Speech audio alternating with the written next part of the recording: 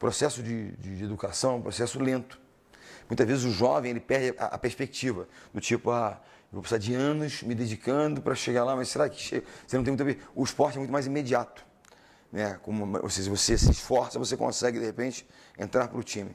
Você, numa categoria X, você é campeão aos 12, 13 anos. Mas você não é campeão, né? Se forma aos 18 para conseguir ir para uma faculdade, para depois ver se realmente aquele processo todo te leva a algum tipo de êxito naquilo que você escolheu, entendeu?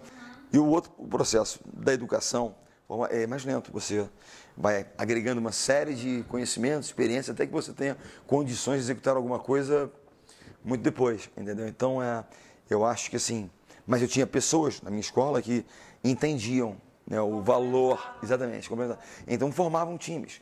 De uma forma geral, são poucas as instituições no Brasil de ensino que têm um foco forte no esporte. Há algumas exceções, mas são exceções, né? O nosso modelo esportivo não está vinculado à escola. Então, quando nós montamos esse projeto, eu disse, eu preciso, né, levar o esporte ao habitat natural da criança, que é a escola. E a minha ideia inicial, e ela acabou não sendo bem sucedida, né, a inicial, depois tivemos um caminho que acabou dando certo, era ir à escola privada, no caso até meu primeiro contato foi com o Positivo, no sentido de, ao provermos um serviço ao Positivo, que era uma escola de voleibol dentro do Positivo, com a qualidade, com a marca Bernardinho, treinador da seleção brasileira, etc, etc, nós cobraríamos um FII da escola privada, né, que tem fins lucrativos, para que ela subsidiasse uma escola pública. Mas era muito complicado você, né, equilibrar isso tudo. Então nós fomos ao governo, junto com a Unilever, e então propusemos na época ao governo que nós pudéssemos entrar na escola pública, capacitar os professores, trazê-los, que essa é uma questão muito importante. O único vetor de transformação na escola é o professor. São os profissionais da instituição. Né? Se nós não começarmos por aí, né, não há como eu atender a minha estrutura de escolinhas de voleibol, de núcleos de desenvolvimento, não tem como atender a 100 mil jovens. Uma política pública ela passa necessariamente por um mínimo de 100 mil jovens, se não 1 milhão de jovens, na verdade. Para isso eu preciso envolver os professores da rede pública. Então nós começamos, a rede pública nos cedia os professores e o espaço, nós entramos com metodologia, treinamento, cobrança, controle da atividade, da qualidade da atividade, porque não era não vai lá, faz uma escolinha, não. Porque a nossa questão era um projeto de esporte, mas vinculado aos valores sociais do esporte. Então era comprometimento com o seu grupo, com o trabalho, com a excelência naquilo que se faz, né, a solidariedade permanente, trabalhar esses valores junto, né, a dinâmicas do esporte. E é óbvio, a busca da vitória, como não? Aprender a perder e respeitar o resultado, tudo isso, na minha opinião, é lição de vida. Né? Então, quando nós montamos isso em 97, nós tínhamos lá, sei lá, 15, 18, começamos com 5, 6 núcleos, chegamos a ter 23 núcleos e anualmente 3.500 crianças trabalhando. Né?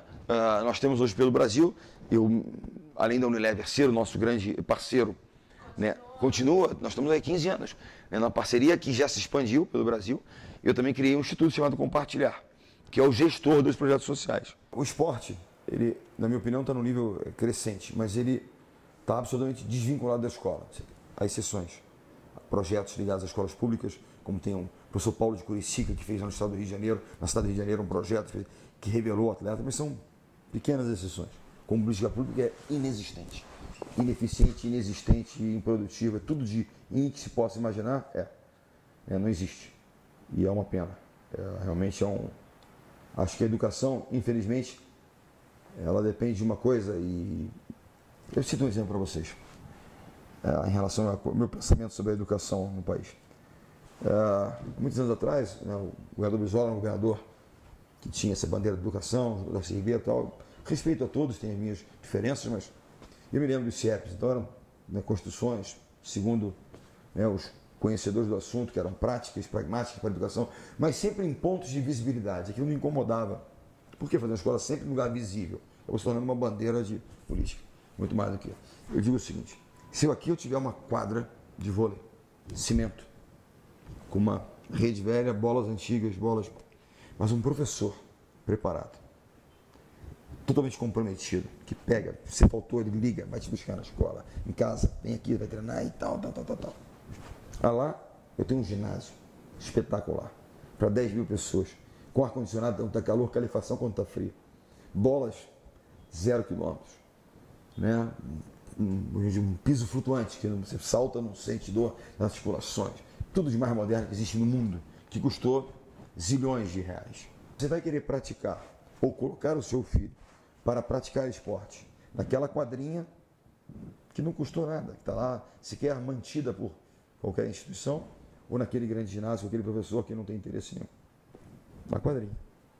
E essa pergunta eu fiz aos nossos senadores. O problema é que não se valorizam os transformadores, os multiplicadores.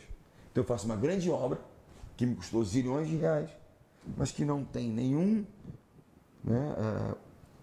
utilidade efetiva, produtiva e educadora se não tiver alguém que eduque.